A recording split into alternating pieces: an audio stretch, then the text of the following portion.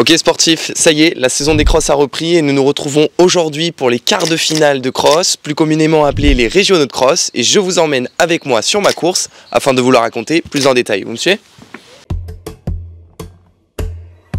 Il y a un chouchou qui vient de se porter en tête, c'est Baptiste Cartiot. Lucas Vivin qui va aller chercher la première place. On va aller chercher dans le France, ça peut-être là avec Baptiste.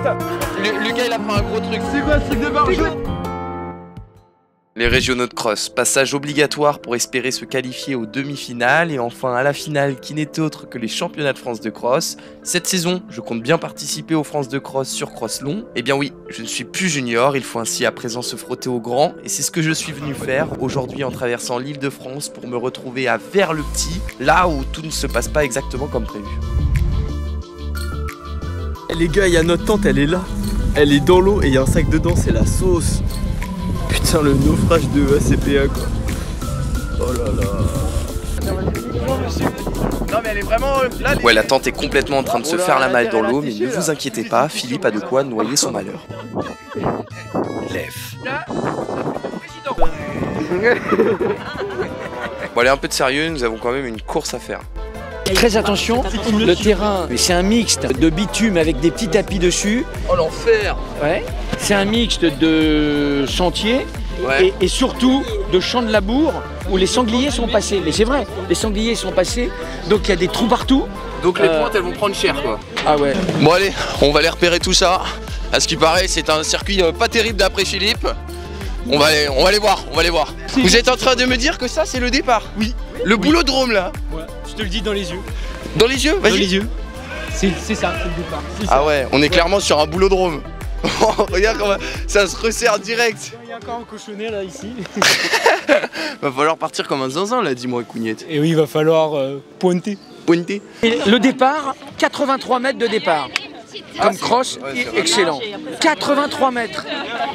Et pas 150 mètres comme c'est annoncé. Donc 83 mètres, vous avez intérêt à partir d'Enfer. Sans ça, d'Enfer Rochereau. D'Enferrari. Ah. Et à d'enfermement. Ferme ta gueule. D'enferme ta gueule. Ouais. Ah ouais. Bravo. Bon, revenons au circuit, une chose est sûre, c'est que nous sommes prévenus, le parcours sort de la norme, avec pour commencer dès le début, le départ très resserré. Il va ainsi falloir, vous vous en doutez, partir plutôt fort. Et en bas. Non, franchement, le parcours il change, c'est pas mal. Toi, t'en penses quoi, Cougnette? Moi, j'en pense que, je sais pas, ça me fait un peu penser au Mans. Il y a quand même pas mal de plats et de gravillons, mais après, c'est juste un peu dangereux, mais sinon ça va, ouais, c'est bien. C'est sûr que figure sur cette boucle pas mal de changements de terrain entre gravillon au départ, traversée de route ou cette fois-ci un peu plus traditionnelle avec de l'herbe, mais nous ne sommes pas au bout de nos surprises. Eh mais c'est un parcours de BMX.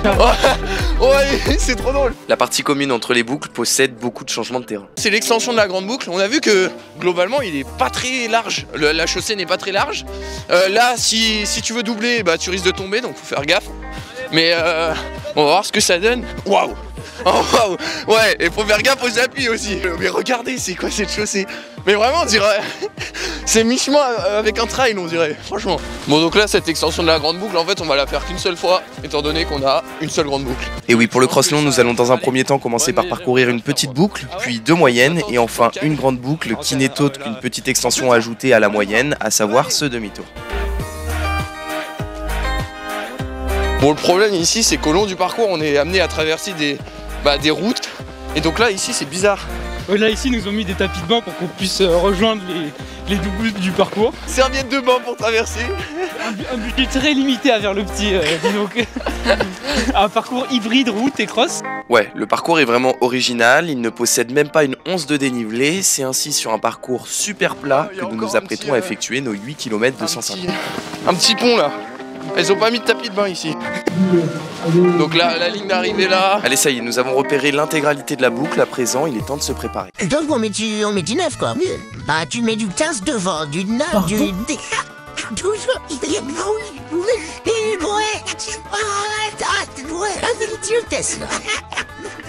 Pour être en but pour tu mets à Figaro, tu me mets rien. Non, pas dans l'eau, pas dans l'eau. Philippe, tu vas courir. Super long. La gare, tu t'es alors? Mais vous avez fait... Après, tu sais, je suis en tape. Bon allez, c'est dans la bonne humeur que nous effectuons nos derniers préparatifs, à savoir la mise en place des clous sur les pointes et enfin l'exécution millimétrée des gammes. C'est un cross qui va permettre d'étalonner tous les athlètes, de voir où ils en sont, à quel niveau. On le sait à peu près, mais ils préparent les LIFA, qui préparent les France après. C'est un cross, pour nous, c'est un vrai cross de préparation. Et tu penses, Baptiste, tu vas faire quoi? Parce que Marie, je l'appelle pour voir la... Oh, je sais pas ce qu'il va faire. L'objet, c'est de courir avec stratégie et tactique. Arrête. Et tu mets pas toutes ces conneries. Allez, il a le parcours. Moi j'y vais, je vais laisser l'autre répartie. Des gaines de tricheurs. Regardez-le. La caseo. Courir avec stratégie et tactique, c'est ce que je vais essayer de faire aujourd'hui au cours de ce cross, un cross que j'aborde sans pression et justement nous sommes sur la ligne de départ, mais étant donné que je n'ai pas trop eu le temps de faire des lignes droites, du moins je n'ai pas pris le temps de les faire, et bien je sautille afin de compenser ce manque d'échauffement. Allez, fini les sautillements, à présent nous sommes sous les ordres du starter. Voilà, c'est parti pour ce cross élite, messieurs. C'est parti vite, ça va partir très très vite chez ce garçon. Voilà, avec Maxime Garçon pour le interview. Et oui, c'est parti très vite, en effet, comme vous l'avez vu, je n'ai pas su me positionner en première ligne lors du départ et assurément je me suis retrouvé un peu bloqué par la suite en 20-25e position. Le parcours est très peu large, il était ainsi difficile pour moi de doubler. Et bien figurez-vous que dans ces moments-là, il ne faut pas s'affoler, la course est encore longue, il faut se dire qu'il y a le temps. Maxime, allez Maxime, allez. Allez Baptiste. Au fur et à mesure des mètres, je remonte sur mes concurrents, passant de la 20-25e position à la 8-9e position. Je suis en train de mettre en place doucement mais sûrement mon effort et mon but est de remonter en douceur sur la tête de course qui est à présent à moins de 10 secondes.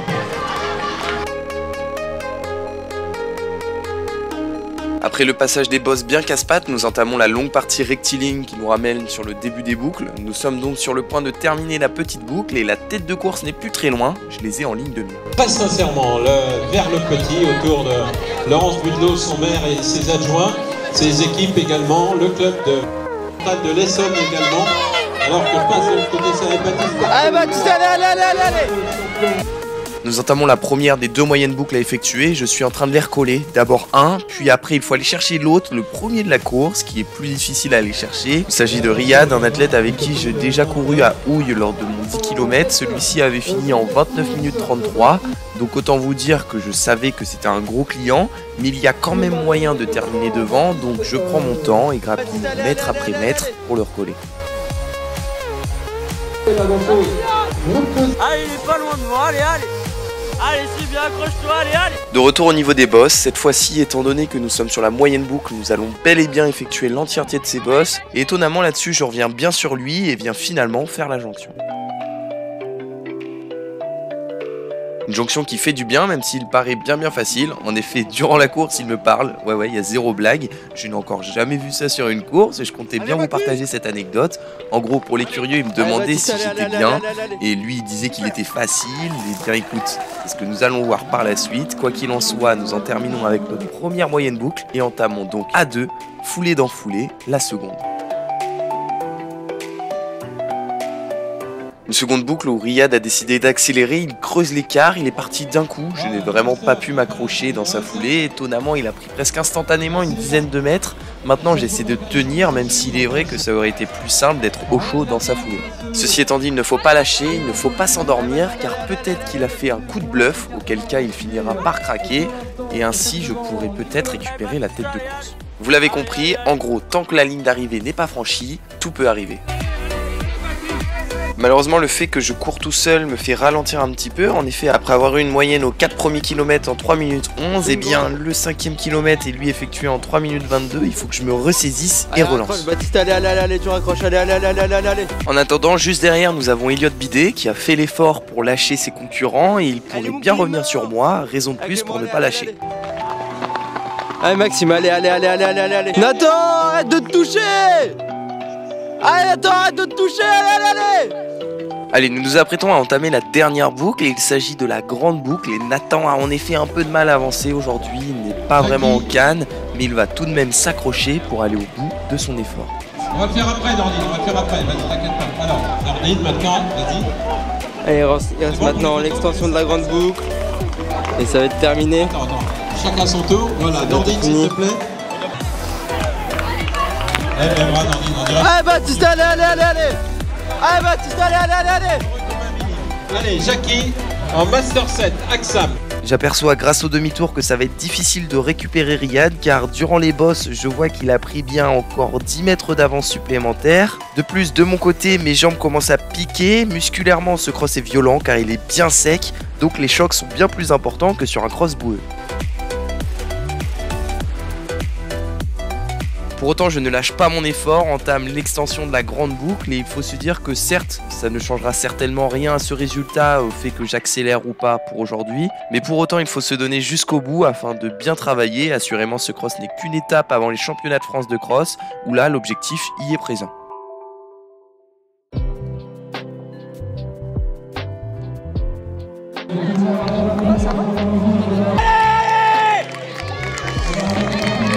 Dans ce cas, je n'hésite pas à bien relancer, notamment dans ce dernier kilomètre.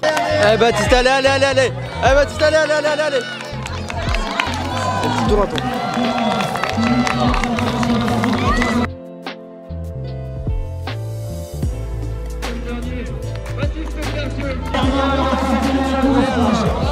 Et voilà, j'arrive au bout des 8 km 250 de cross après 26 minutes 49 de course, soit une moyenne au kilomètre de 3 minutes 15, une moyenne pas folle. Après, il ne faut pas rester bloqué sur ça, d'autant plus qu'en cross, ça ne signifie pas grand chose. Le principal, c'est que j'ai bien travaillé et justement, juste derrière, arrivent les Cergissois. Allez Théo, allez Clément, allez Allez Clément. Quel homme, allez. Il l'a. Non. Allez, vas-y. Oh là, ce sprint. Allez, Yann, allez. Allez, Youssef, allez. Allez, Maxime, allez. Allez, Nathan. Allez, tu les bouffes, allez. Accélère, allez. Relance. Aïe. Plus de jambes du tout, jamais. C'est pas possible. Mais non, c'est comme ça. T'as pas envie, bah arrête ta clé, fais du bilboquet. T'es plus dans l'équipe. T'es plus dans l'équipe, c'est fini. Il doit être avec Clément, putain. Il doit être avec Clément. Non, arrête. Tu n'as aucune excuse. Mais Clément il était avec moi. Aucune. Même Clément il était avec moi. Il est où Clément là? Dans la course. Ouais, d'accord. Ouais, Nathan s'est bien fait remonter les bretelles. Moi je pensais avec le jus moyen que tu avais, je trouve que tu as fait une bonne course parce que le mec devant, c'est un mec qui court bien. En fait, ouais, je me suis vite retrouvé tout seul finalement. Je sais pas, j'ai pas réussi à le suivre. Il est parti très vite, il a pris 10 mètres, puis après 15 mètres, 20 mètres, et puis tu es resté à 15-20 mètres, et t'as pas réussi. On s'est beaucoup entraîné cette semaine, donc on me l'a pas préparé. Tu as fait les 1200 jeudi, tu t'es entraîné toute la semaine.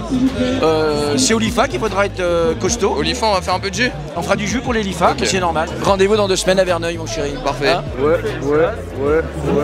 Evry Elliott Bidet.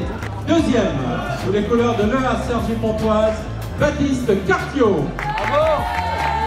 Et oui, vous l'avez compris, je vous donne rendez-vous au LIFA le 19 février à Verneuil. Si vous souhaitez avoir les informations en avant-première, n'hésitez pas à me suivre sur Facebook ou bien même Instagram. Entre temps, je vous laisse avec le podium Scratch, puis le podium Espoir et enfin les résultats. J'espère que cette vidéo vous a plu. Et sur ce, je vous dis à bientôt.